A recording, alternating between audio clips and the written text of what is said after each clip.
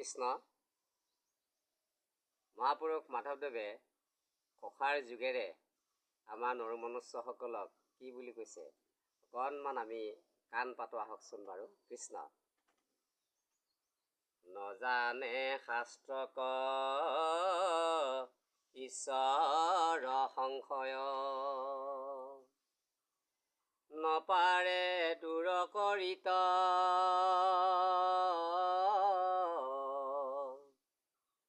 তাৰয় উপদেশে আনো নতৰয় আপুনি ভৈল বঞ্চিত। কি বুলি কৈছে ইয়াতে মহাপুৰুষ মাধৱদেৱে কৈছে নজানে শাস্ত্ৰক ঈশ্বৰ সংশয় নপাৰে দূৰ কৰিত, মানে যিজন পণ্ডিতে 4 বেদ 14 শাস্ত্ৰ 18 পুৰাণ এইবিলাক মুখস্থ কৰি লৈছে, কিন্তু শিষ্যসকলক ভালদৰে বুজাবই নোৱাৰে, আৰু তেওঁ নিজেই যিহেতুকে বুজি পোৱা নাই আনক কিদৰে বুজাব সেই কথাটো কৈছে। আৰু তাৰ উপদেশে আনো নতৰয় আপুনি ভৈল বঞ্চিত।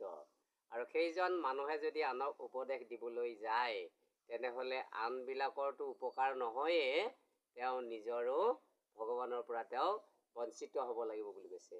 এতেকে আমিবিলাকে এই কথাখিনি যদি মানিব বিচাৰোঁ, বিশেষতভাৱে যিসকল ব্যক্তিয়ে এই ছ'চিয়েল মিডিয়াতে হওক, সমাজ মাধ্যম যিটো আমাৰ গাঁৱৰ যিবিলাক সমাজ আছে এইবিলাকত যে আমি এই পাঠ অধ্যয়ন কৰি পাঠবিলাক আমি বুলি থাকোঁ আৰু ৰাইজক ক'বলৈ যাওঁ, গতিকে আমি অকণমানেই শিকি লওঁ আৰু সেইখিনিকে আমি নিজৰ জীৱনত ব্যৱহাৰ কৰিবৰ কাৰণে প্ৰথমে আমি আগ্ৰহী হ'ব লাগিব, আৰু পিছত ৰাইজে আমাক দেখি নিজেই সেইবোৰ তেওঁলোকে পালন কৰিব। আমি কেতিয়াও ক'ব নালাগে আপোনালোকে পালক বুলি ক'ব নালাগে, কাৰণ উপদেশী লোকক চাইহে অন্যবিলাকে আৰ্হি পালন কৰে। কৃষ্ণ হে ৰাম শাস্ত্ৰ মত এৰি যি কথা কহয় কেৱল পাখণ্ড নয়